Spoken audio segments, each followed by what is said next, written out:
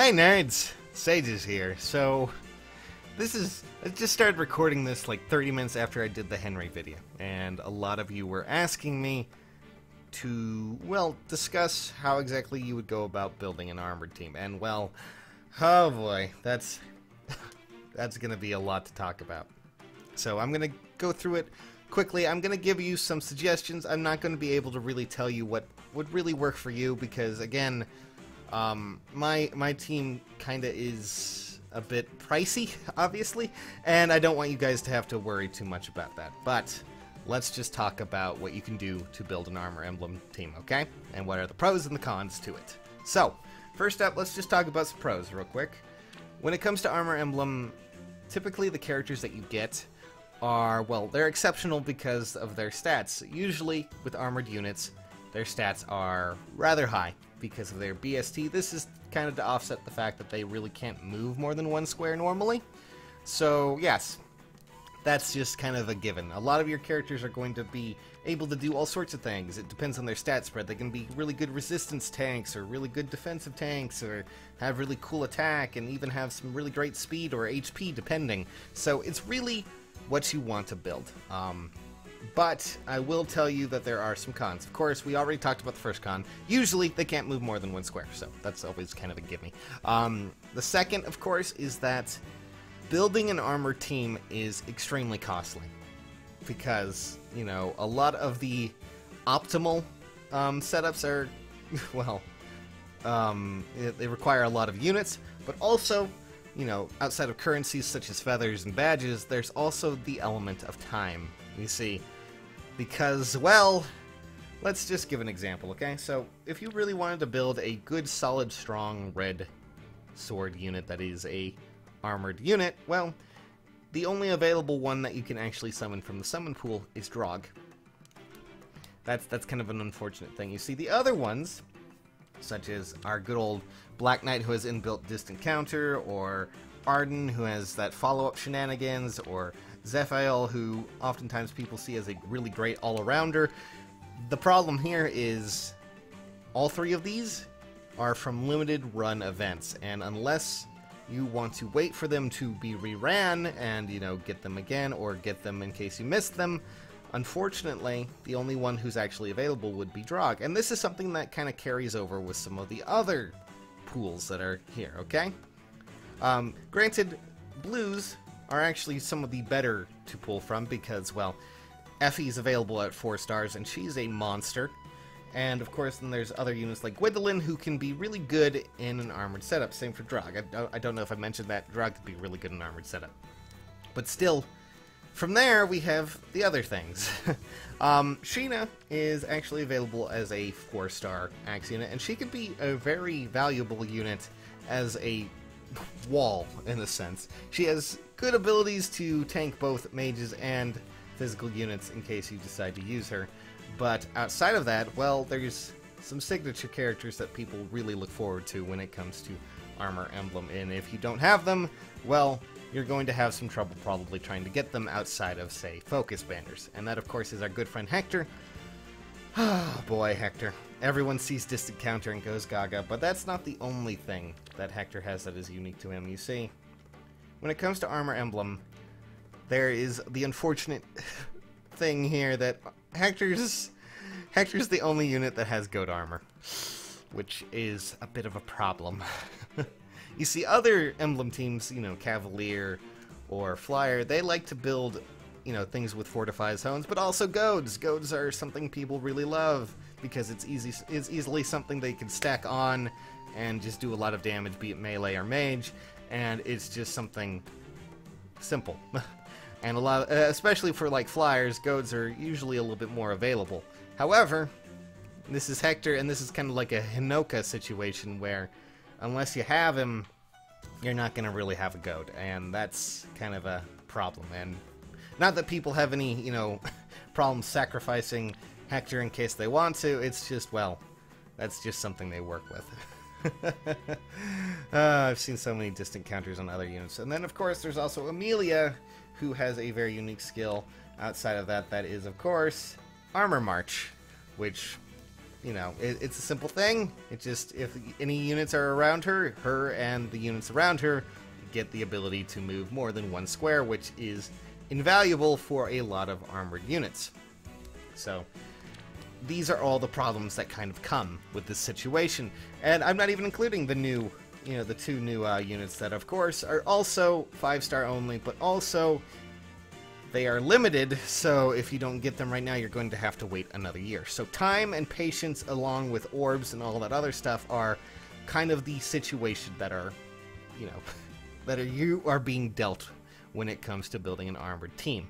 Not to say that you should be dissuaded from it, I'm just saying that be aware that you are going to be working extremely hard to get the team that you want off off the ground and into the actual arena. That, of course, is another problem that we've had. Oh no, okay, well, I guess I'm gonna have to work without Henry there. But anyways, that's the other problem that kind of comes along with this, is that a lot of these units, they do need some more work, in a sense. To give you an example, up until Henry and Jacob came out, a lot of the ways that you would go about countering some of the other, you know, problematic characters, like, say, Reinhardt, would be to, say, build a Sheena and put distant counter on her, because she can check him pretty hard when it, you know, comes down to dealing with, you know, that pesky little magic is everything guy. But that kind of gives you a basic idea. Right now, there's only so many ways you can build them, and, well, a lot of what Armor Emblem is, at least it was reactionary. A lot of it was baiting. You know, making sure your units can take a hit and then dish it back even stronger. You know, with units that have distant counter or distant counter built into their weapon, that was the strategy.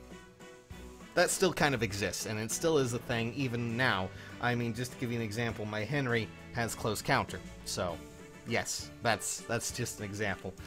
As for what you can build for something to be as accessible and simple to make, well, simplest thing that you can probably do is make a ward emblem team, and that is essentially just give all of them ward armor, except maybe one who might have a armor march if you happen to have a Henry or a Amelia, or you killed an Amelia. I'm not gonna judge you.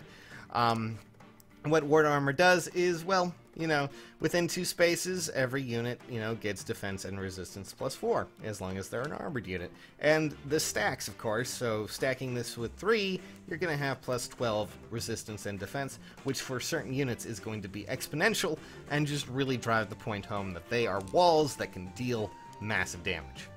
That is the simplest idea. And if you really want to, I strongly suggest building it out of that. Of course, Drog already has that. In fact, he is the available unit that comes with ward armor. Sheena comes with, I believe, Fortify, and I'm fairly sure Gwendolyn has Hone. So these are your capabilities. But just so we're clear, I don't really know if Fortify and Hone armor are worthwhile. A lot of people seem to think that, you know, because we now finally have a mage unit in the form of Henry, that you're going to be, you know, you're going to be putting a blade tome on him and just going to town. I don't know if that is really that valuable, because that is focusing on one unit, and even then, while he may be incredibly strong, it's going to be problematic.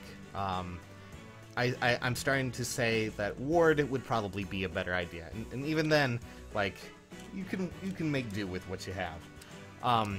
Typically, though, when it comes to Armored Emblem and what you want to build, it's really a difficult process to try and put the whole team together. But if you do it, you're going to have a lot of fun with them. I still say Ward Emblem is probably the best option for a lot of units, because this will add more defense, add more resistance, and really make the tanks even tankier. The only problem, of course, is that you're going to need to build around that and make sure that you have, you know, the available abilities. Armor March is hard to find. Goat Armor, I'm sure if you really wanted to make a Goat Armor team, it would be valuable. However, that is going to take several Hectors right now, and since Hector is such a valuable unit for other things, distant counter, you're going to want to focus more on other things. Until we get to the point where distant counter becomes more readily available, not distant counter, Goat Armor becomes more readily available, you're gonna have to, you know, work with what you got. Or you can maybe make a team of like 4 Hectors, I don't know. Whatever you really want there. But I highly suggest when it comes to a team, you build it with the units and you try to make as many colors available. Effie is a great unit for this. Build her. You could put distant counter on her as well if you really wanted to. But this is my build for my Effie. You can kind of get the idea. Her HP is really great for things like Panic Ploy. So if you decide to use that, make sure you have, some unit that has Armor March. This will allow your units to move much further. And for this case, I'm using Henry. Henry does a great job at it. He also, of course, has Close Counter and Quick Riposte, and he's a very competent unit when around his team. He's built to be around his team. Gronal helps him. Jacob is meant to be our bruiser, who, when a unit gets close enough, and I feel that they might be a danger, he can take them out. And that's the idea. You can really make do with any sort of unit. Green, Amelia, Hector, they are all really good options in case you don't have Henry. Unfortunately, the only colorless right now for armored units is Jacob, but you can instead put in another unit like Hector, or even, Arden, or whatever floats your boat there, from Zephael to God knows what. It's really up to you, and that's the idea. But I would highly suggest stacking things like wards, because since your team typically wants to be around each other to get things like Armored March, I keep saying Armor March, and, you'll work with that. The idea is stack things like Ward. Ward armor really helps, and if you can't do Ward, you can always do Hones and Fortifies, and that should do it. Just be aware, though, that as an armor unit, you're going to be under a lot of scrutiny if they have a lot of, panic ploys and things like that, because your units typically can't move more than one square, so it could be a little bit more difficult. They get bogged down by panic ploy a little bit easier than some units. Also, as a good example here, I really highly suggest abilities such as Swap.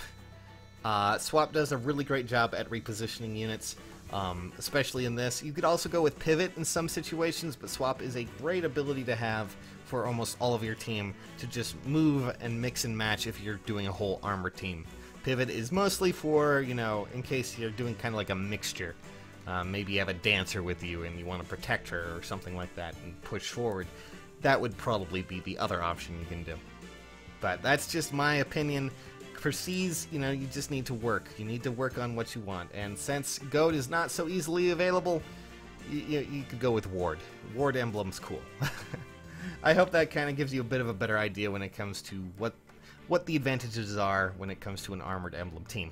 I don't know if it was too helpful, but I figured I would just talk about it. I might be able to do a much more in-depth video when I get the chance to actually sit down and edit a lot more, but unfortunately, a lot of you were asking for this now, so here you guys go.